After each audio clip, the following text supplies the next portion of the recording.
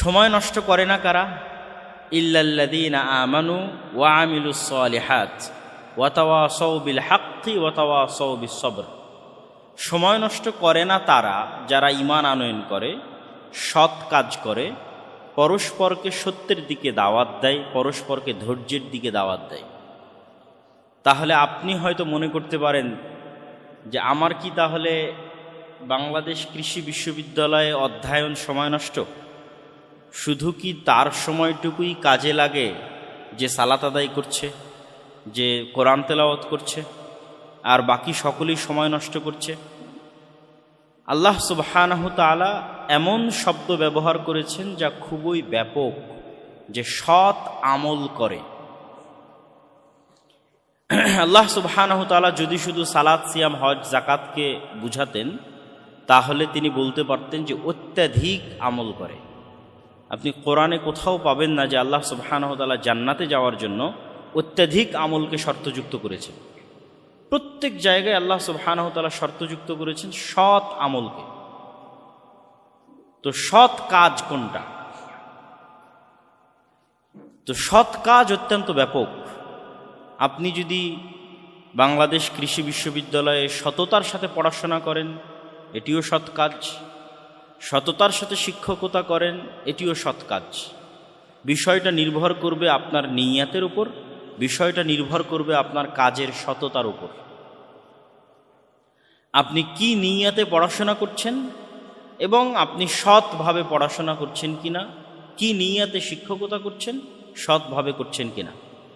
আপনি ব্যবসা করলে কি নিয়তে করছেন, সৎভাবে করছেন কিনা। একজন ব্যবসায়ী ব্যবসা করছে, সে অনেক টাকা ইনকাম করার পর দুবাইয়ে গিয়ে বাড়ি কিনবে, তারপরে যত অশ্লীলতা, নেশাদার দ্রব্য আছে পৃথিবীতে, আরাম এবং আয়েশের অবৈধভাবে যত মাধ্যম আছে, সবগুলো থেকে সে এন্টারটেইনমেন্ট, বিনোদন গ্রহণ করবে। এটি হচ্ছে তার ব্যবসা বা অত্যাধিক টাকা ইনকামের নিয়ত। তাহলে অবশ্যই সে কি করছে? ইন্নাল ইনসানা লাফি খুসর। প্রত্যেক মানুষ সময় নষ্ট করতেছে, সে আসলে সময় নষ্ট করতেছে। আর যদি সে তার নিয়ত পরিবর্তন করে নেয় যে না, সে অত্যাধিক ইনকাম করে দেশ ও জাতির উপকারের জন্য, আত্মীয় স্বজনের উপকারের জন্য, গরিব মিসকিনের উপকারের জন্য, ইয়াতিম অসহায়ের কল্যাণের জন্য, নিজের সন্তান সন্ততি এবং স্ত্রী পুত্রের কল্যাণের জন্য ব্যয় করবে, তাহলে অবশ্যই যদি সততার সাথে সে ব্যবসা করে থাকে তাহলে পুরো সময়টা তার কাজে লাগতেছে। এই জন্য ইবনুল কাইয়িম রাহিমাহুল্লাহ সময়ের গুরুত্ব বুঝাতে গিয়ে বলেছেন যে পৃথিবীতে বহু মানুষ 60 বছর, 70 বছর, 80 বছর, 100 বছর জীবন যাপন করবে, কিন্তু কিয়ামতের মাঠে দেখবে সে জীবন যাপন করেছে মাত্র 1 মাস, সে জীবন যাপন করেছে মাত্র 1 ঘন্টা, সে জীবন যাপন করেছে মাত্র কয়েক সেকেন্ড। এটি কিভাবে? ততটুকুই কাউন্ট হবে যতটুকু সৎ, বাকি সব তো সময় নষ্ট। ফলত সে বেঁচেছে 60 বছর, জীবন যাপন করেছে 100 বছর, কিন্তু প্রকৃত অর্থে সে বেঁচে ছিল, পৃথিবীতে জীবন যাপন করেছিল মাত্র 1 মাস। মানে যতটুকু সময় সে সৎভাবে ব্যয় করেছে, সময় নষ্ট করেনি, অতটুকুই তার প্রকৃত জীবন। এই জন্য ইবনুল কাইয়িম রাহিমাহুল্লাহ বলেছেন যে মানুষের জীবনের অপর নামই হচ্ছে সময়। মানুষ পৃথিবীতে কোনো স্থানে বসবাস করে না, বরং সময়ের মধ্যে বসবাস করে। এই ময়মনসিংহ বাংলাদেশ কৃষি বিশ্ববিদ্যালয়ে 1964 সালে যিনি ছিলেন তিনি এখন নাই, কিন্তু এই বিশ্ববিদ্যালয় তো আছে, প্লেস তো আছে। তাহলে তিনি বসবাস করেছেন এই বিশ্ববিদ্যালয়ে না ওই সময়ে? ওই সময়ে। আমরা এখন এখানে আছি, আমরা এক সময় চলে যাব, কিন্তু এই বিশ্ববিদ্যালয়ে প্লেস তো থাকবে। আজ থেকে 100 বছর পর এখানে এসে কেউ পড়বে। তাহলে আমরা আসলে এই বিশ্ববিদ্যালয়ে বসবাস করেছি না এই সময়ের মধ্যে বসবাস করছি? সময়ের মধ্যে বসবাস করছি। মানুষ হচ্ছে মহাকালের গর্ভে হারিয়ে যায়। লক্ষ লক্ষ কোটি কোটি বছরের যে পৃথিবী, এই পৃথিবীর যে আল্লাহ সুবহানাহু ওয়া তাআলা একটা টাইম লিমিটেড করে সৃষ্টি করে দিয়েছেন, আল্লাহ সুবহানাহু ওয়া তাআলা কিন্তু সময়ের ঊর্ধ্বে। এই জন্য সময় কেন্দ্রিক যে প্রশ্নগুলো, এগুলো আল্লাহ সুবহানাহু ওয়া তাআলার সাথে সম্পৃক্ত নয়, করাই উচিত না, অযৌক্তিক প্রশ্ন। যে কেউ বলে লাইলাতুল কদর যদি এখানে হয় তাহলে ওখানে কিভাবে হবে, ইত্যাদি ইত্যাদি। আল্লাহ যদি নিচের আসমানে নেমে আসেন তাহলে ওখানে কিভাবে আসবেন? ভাই, আপনি যেটাকে দেখতেছেন রাত, এটা আপনার দৃষ্টিকোণ থেকে অত্যন্ত স্বল্প একটা পরিসরে। মহাশূন্য সম্পর্কে যারা জানে যে আমরা যেই পৃথিবী নামক গ্রহের মধ্যে বসবাস করছি, এখান থেকে যদি আমরা মহাশূন্যের দিকে যাত্রা করি তাহলে ধীরে ধীরে সৌরজগৎ পার হওয়ার পর ধীরে ধীরে গ্যালাক্সি, মিল্কি ওয়ে গ্যালাক্সি, সেটি পার হওয়ার পর এরকম আরও লক্ষ কোটি গ্যালাক্সি, ওই লক্ষ কোটি গ্যালাক্সির মধ্যে এরকম শত শত গ্রহ, উপগ্রহ, নক্ষত্র আছে যেগুলো পৃথিবীর মতো বা পৃথিবীর চাইতেও বড়। এবং বিজ্ঞানীদের আবিষ্কার অনুযায়ী তারাও জানে না যে মহাশূন্যের কত পার্সেন্ট তারা আবিষ্কার করতে পেরেছে, বাকি সব ডার্ক, অন্ধকার, তাদের আবিষ্কারের বাইরে। সুতরাং সময় বিষয়টা আমাদের সাথে অত্যন্ত আপেক্ষিক। এটির সাথে আপনি কখনোই আল্লাহ সুবহানাহু ওয়া তাআলার সত্তা এবং ইসলামের অন্যান্য যে গায়েব বা অদৃশ্যের যে খবরগুলো আছে সেগুলোকে সম্পৃক্ত করতে পারেন না।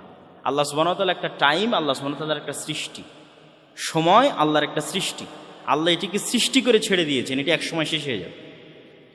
এটি যে সময় শেষ হয়ে যাবে তখন কিয়ামত হবে, এবং কিয়ামতের পরের যে সময় হবে সেই সময় আমাদের এই সময়ের 50,000 বছরের মতো একটা দিন হতে পারে। হাদিসের বিভিন্ন ভাষায় বোঝা যায়। সুতরাং সময়টা অনেক আপেক্ষিক। তো আমি যেটি বলছিলাম আর কি, যে আমরা বসবাস করি সময়ের মধ্যে, অতএব আমাদের জীবনের অপর নাম আসলে সময়। অতএব আমরা যতটুকু সময় কাজে লাগাই অতটুকুই আসলে আমাদের জীবন, আর যতটুকু আমরা কাজে লাগাই না অতটুকু আসলে আমাদের জীবন বা লাইফ নয়,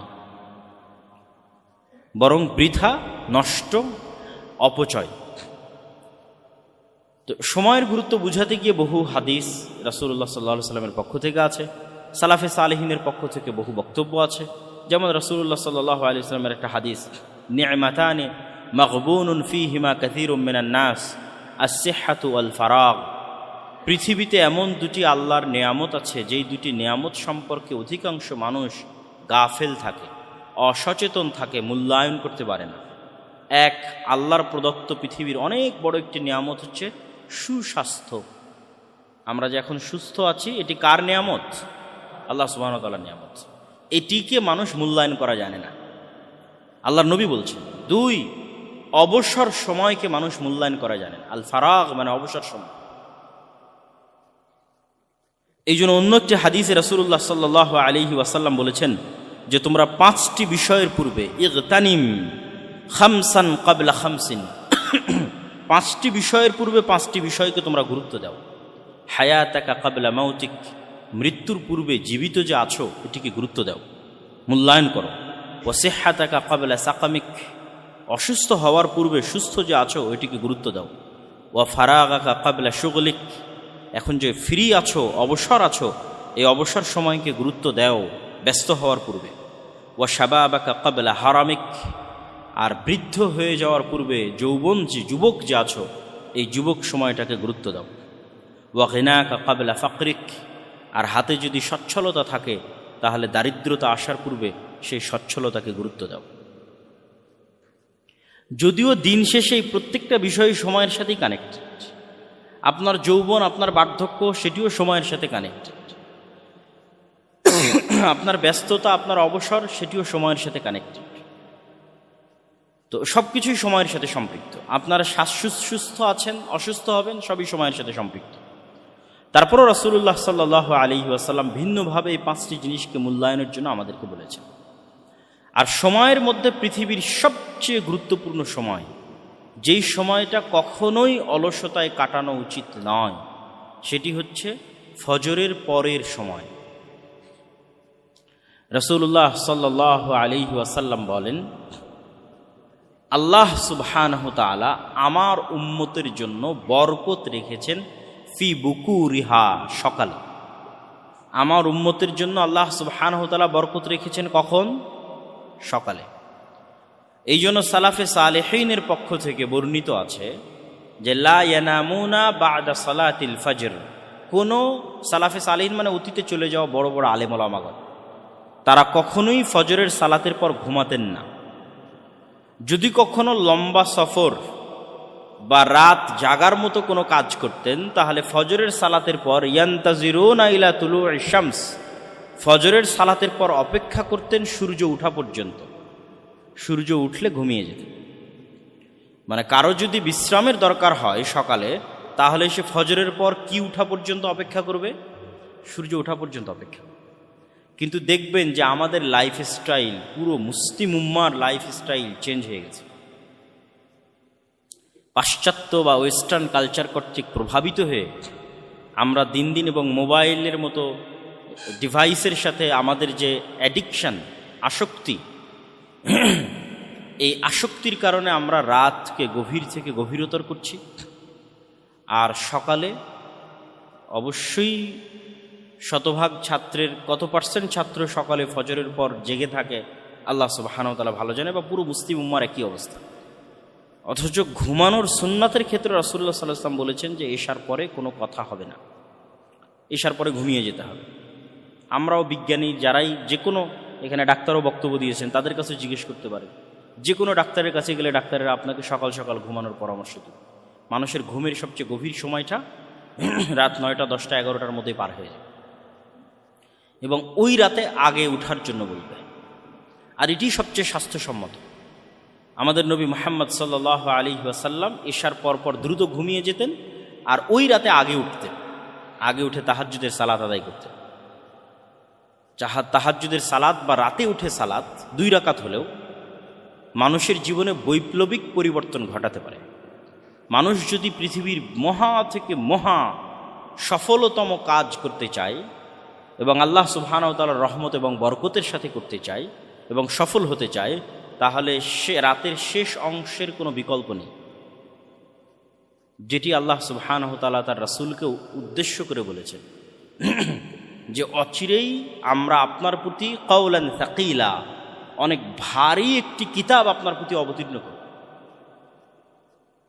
ফাতাহাজ্জাদ বিহি নাফিলাতাল লাক, অচিরেই আল্লাহ সুবহানাহু ওয়া তাআলা আপনাকে গুরু দায়িত্ব প্রদান করবেন। ওই গুরু দায়িত্ব পালন করা যেন আপনার জন্য হালকা হয়, সহজতর হয়, এই জন্য আপনি অভ্যাসী হন রাতে সালাত আদায় করতে। অল্প থেকে অল্প পরিমাণ আপনি রাতে সালাত আদায় করতে অভ্যাসী হন, যাতে আল্লাহ আপনার প্রতি যে বিশাল কিতাব অবতীর্ণ করছে সেটি বহন করা, এটি মানুষের মাঝে প্রচার করা, এবং রিসালাতের এই গুরু দায়িত্ব পালন করা আপনার জন্য যাতে সহজ হয়।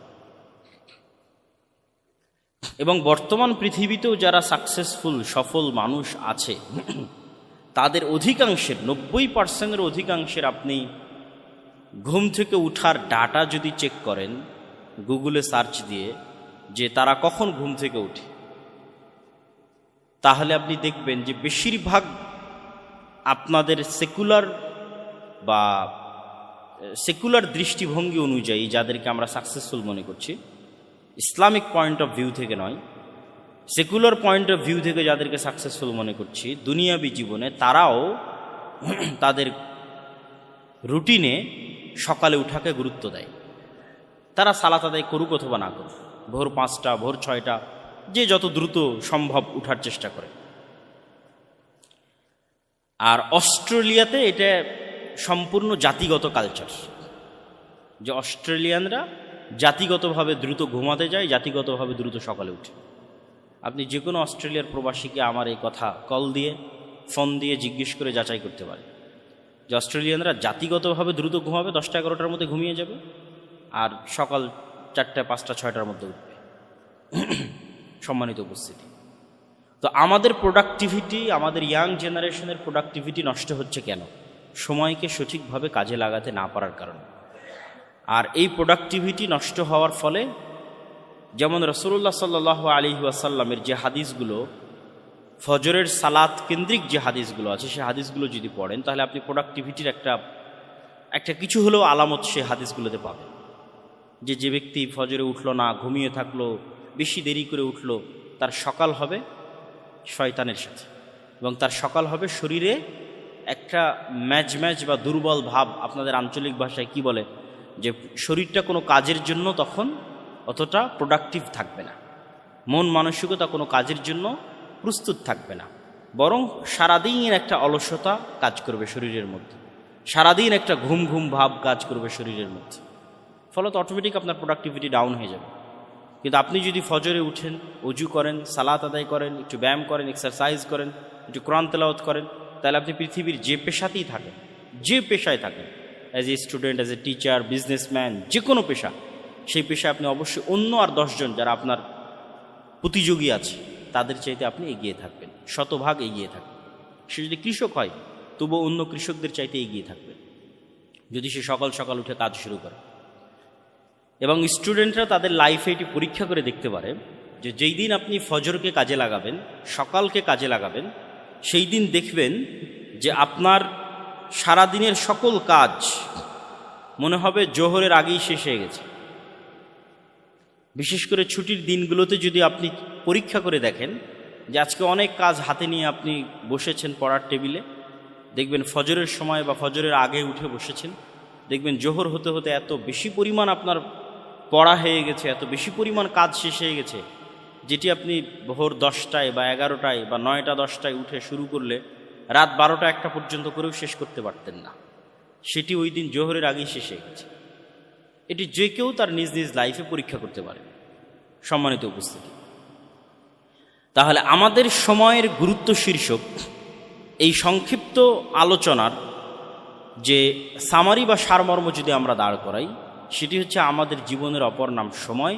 প্রত্যেক মানুষ সময় নষ্ট করে, তবে তারাই সময় নষ্ট করে না যারা এই সময়কে কাজে লাগায়, এবং কিয়ামতের মাঠে কাজে লাগানো সৎ আমল যারা করবে ততটুকুই কাউন্ট হবে। সেটি 1 মাস, 1 বছর, 2 বছর হতে পারে। সুতরাং আমরা কতটুকু কাজে লাগাচ্ছি, আমাদের সময়কে কতটুকু প্রোডাক্টিভ ওয়েতে ইউজ করতেছি, সেটি আমাদের উপর আল্লাহ সুবহানাহু ওয়া তাআলার পক্ষ থেকে অনেক বড় একটি আমানত, জিম্মেদারি এবং দায়িত্ব। আমাদের বহু সালাফে সালেহিন সময়কে গুরুত্ব দিয়েছেন। গুরুত্ব দেওয়ার কারণে তারা সময়ে বরকত পেয়েছেন। সময়ের বরকত কিন্তু ভিন্ন জিনিস।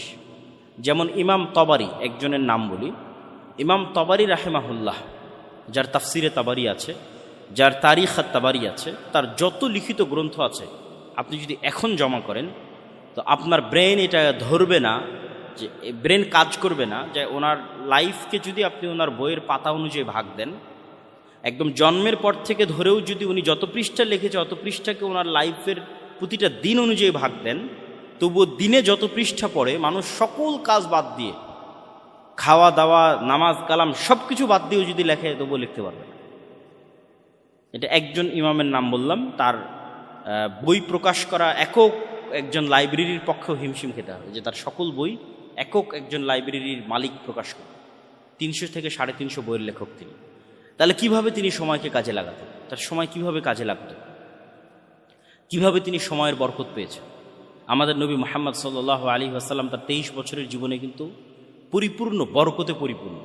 পৃথিবীর ইতিহাসে এত অল্প সময়ের মধ্যে এত বিশাল বিপ্লব কেউ সাধিত করতে পারে, এবং এত প্রভাব বিস্তারকারী বিপ্লব যে পৃথিবীতে এত দীর্ঘকালব্যাপী এতটা প্রভাব ধরে রাখবে, অথচ মাত্র 23 বছর। তো সময়ের বরকত সম্পূর্ণরূপে ভিন্ন জিনিস। এই সময়ের বরকতটা পেতে হলে আপনাকে টাইম ম্যানেজমেন্ট করা শিখতে হবে। আর টাইম ম্যানেজমেন্টের জন্য 5 ওয়াক্ত সালাতের বিকল্প পৃথিবীতে নাই। যে টাইম ম্যানেজমেন্টের যত টাস্ক, যত টুলস, যত পদ্ধতি, যত ওয়ে যাই বলেন না কেন, 1 নম্বরে থাকবে 5 ওয়াক্ত সালাত, যদি কেউ প্রপারলি সেটিকে প্রয়োগ করতে পারে।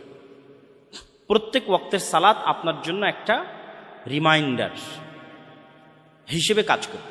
আপনি হয়তো ক্রামবোর্ড খেলায় ব্যস্ত আছেন, হয়তো কোনো একটা দেখা যাচ্ছে বাংলাদেশ ক্রিকেট বা এরকম কোনো একটা ফুটবল খেলা হয়তো দেখছেন, কিন্তু আপনি সালাতকে টপ প্রায়োরিটি দেন। যদি এই কাজগুলো ঠিক না, কিন্তু দেখবেন ওই যে সালাতের জন্য আপনি উঠে গেলেন, সালাতটা না থাকলে আপনি এটা ঘন্টার পর ঘন্টা দেখতেই থাকবেন। হয়তো নেটফ্লিক্সে কোনো মুভি দেখছেন, ঘন্টার পর ঘন্টা দেখতেই থাকছেন, সময় নষ্ট হয়ে যাচ্ছে, আপনি বুঝতে পারছেন। কিন্তু সালাতকে যদি টপ প্রায়োরিটি দেন, তাহলে প্রত্যেক ওয়াক্ত সালাত আপনার জন্য রিমাইন্ডার যে আমি এতক্ষণ কি করছিলাম, এখন কি করব। এই প্রশ্নটা করার অন্তত সময় এবং সুযোগ আপনি নিজেকে পাবেন। শয়তান কিন্তু চায় যে আপনি যেন কখনোই নিজেকে এই প্রশ্নটা করার সুযোগ না পান। এটি শয়তানের চাওয়া, যে আপনি কি করছেন, কি করবেন, এই প্রশ্নটা নিজেকে করার সুযোগ যেন আপনি না পান। এই জন্য শয়তান সারা পৃথিবীকে চাকচিক্য দিয়ে সাজিয়ে রেখেছে। অমাল হায়াতুদ দুনিয়া ইল্লা মাতাউল গুরুর। আর সেই চাকচিক্য, এন্টারটেইনমেন্ট, বিনোদনের রাস্তা এখন পৃথিবীতে আরও বেশি হয়ে গেছে। ফলত কোরআনের এই আয়াত যে দুনিয়া একটি ধোঁকার বস্তু মাত্র, আর এই ধোঁকা শয়তান আমাদেরকে দেয়, এটি এখন আরও বেশি প্রযোজ্য।